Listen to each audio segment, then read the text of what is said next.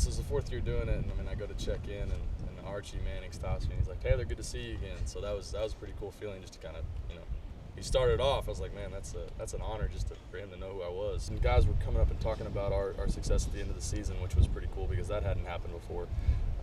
And then also you have a couple opportunities to throw while you're down there, and this last time around, just a lot more comfortable throwing. I threw the ball well, and you feel like you belong when you're out there, and that's the biggest thing when you go out there is you see these guys on TV and you see the numbers they put up, but when you go out there and you're around them and you're throwing, you realize you really do belong at this level with these guys, and it's just the best part about it is you're really going out there and competing as well as working the camp, but getting to throw with them is pretty awesome.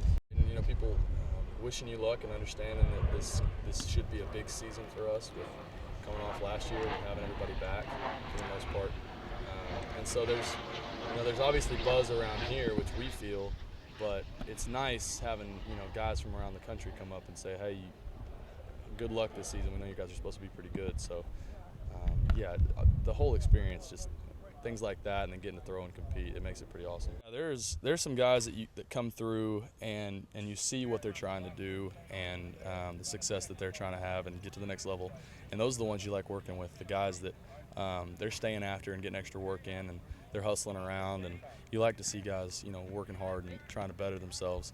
And then you also see the guys who are the young ones that are working the camp that come out, and you can tell they're nervous about throwing and working with the Mannings, and you try and pass on a little bit of wisdom here and there when they ask you questions.